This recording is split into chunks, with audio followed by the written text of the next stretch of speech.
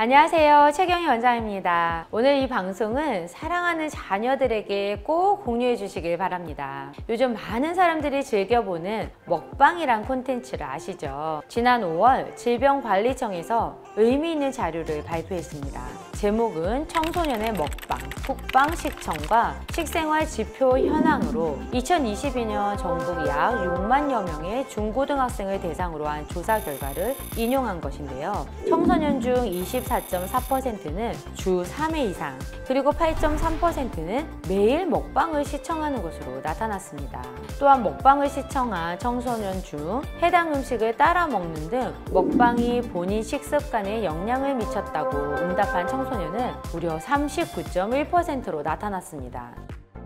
그런데 먹방에는 우리 몸에 좀 더 구체적으로 얘기하자면 우리 세포에 해로운 음식들이 많이 등장합니다. 그래서 오늘은 그런 음식에는 어떤 것이 있고 세포에는 어떤 악영향을 미치는지 알려드리겠습니다.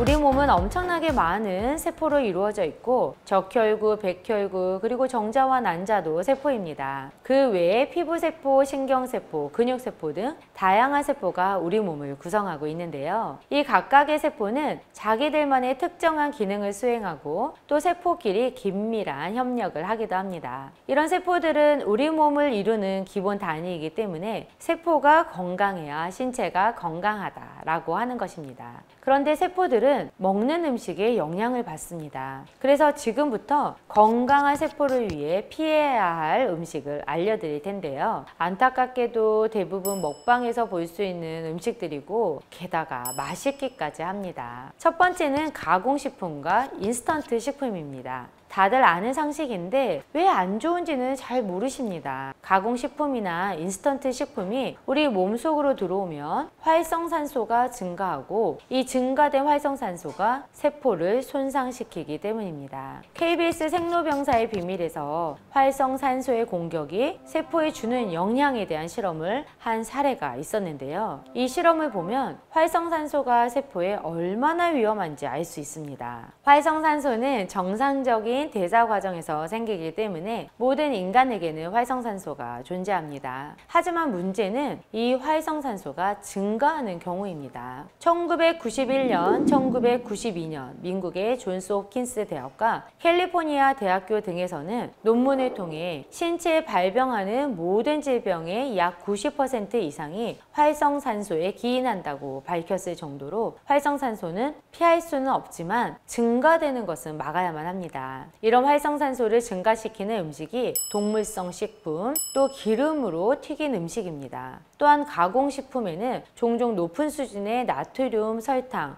그리고 인공 첨가물이 포함되어 있고 이러한 성분은 체내 염증을 유발하기도 합니다. 두 번째는 알코올, 즉 술입니다. 이 알코올 섭취는 간세포를 손상시키고 체내 독소를 제거하는 기능을 저해합니다. 간에서의 해독작용이 떨어지면 신체의 나머지 세포들도 제대로 기능하지 못하게 되고 여러 가지 질병이 발생할 수 있습니다. 또한 알코올은 뇌세포에 영향을 미쳐서 인지기능 저하와 같은 문제를 일으킬 수 있다는 것 다들 아실 겁니다. 세 번째는 설탕과 고당도 음식인데요. 지속적인 고당 섭취는 인슐린 저항성을 유발할 수 있습니다. 이것은 세포가 포도당을 효율적으로 사용하지 못하게 해서 세포 기능에 악영향을 미치게 되고 제2형 당뇨병을 유발하는 원인이 될 수 있습니다. 우리나라가 1인당 설탕 소비량이 높다는 기사들은 심심찮게 찾아볼 수 있는데요. 그 때문일까요? 한국건강증진개발원의 2024년 한눈에 보는 신비형 통계 자료집에 따르면 초등학생부터 고등학생까지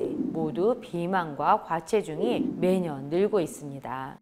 비만의 원인을 설탕 한 가지로 꼽을 수는 없겠지만 주요 원인인 만큼 각별히 주의하셔야 합니다. 네 번째는 트랜스 지방인데요. 트랜스 지방은 주로 인공적으로 만들어내는 지방으로 체내에서 분해하거나 또는 배출이 잘 되지 않아서 계속 축적되는 경향이 있습니다. 마가린과 쇼트닝이 주요 원천인 트랜스 지방은 세포막의 유동성을 저해해서 정상적인 세포 기능을 방해하게 됩니다. 그 외 특히 심장병과 관련이 깊기 때문에 많이 드시면 안 됩니다. 5번째는 과도한 염분 섭취입니다. 염분은 우리 몸의 삼투압 조절을 위해 반드시 필요한 요소이지만 과도하게 섭취하는 경우에는 문제가 됩니다. 염분이 많은 음식을 섭취하면 혈압이 높아지고 이것은 심혈관계에 부담을 줍니다. 고혈압은 혈관의 건강을 해쳐서 세포의 산소 공급을 저해하게 되고 결과적으로 여러 가지 질병을 유발할 수 있습니다. 오늘은 우리 몸의 세포를 병들게 하는 5가지 음식을 알아봤는데요. 어떠신가요? 너무나 일상적인 생활이죠. 전혀 안 먹고 살기는 힘들 정도인데요. 하지만 건강뿐만 아니라 세상 모든 것이 노력 없이는 좋은 결과가 있을 수 없습니다. 앞에서 말씀드린 음식들만 좀 줄여도 여러분들은 충분히 건강한 삶을 누리실 수 있을 텐데요. 이미 세포에 손상이 발생했다면 줄기세포를 이용해서 치료가 가능하니 꼭 의사와 상담해 보시길 바랍니다. 오늘 영상은 사랑하는 자녀들, 가족들에게 꼭 공유해 주시고 저는 다음에 뵙겠습니다. 시청해 주셔서 감사합니다.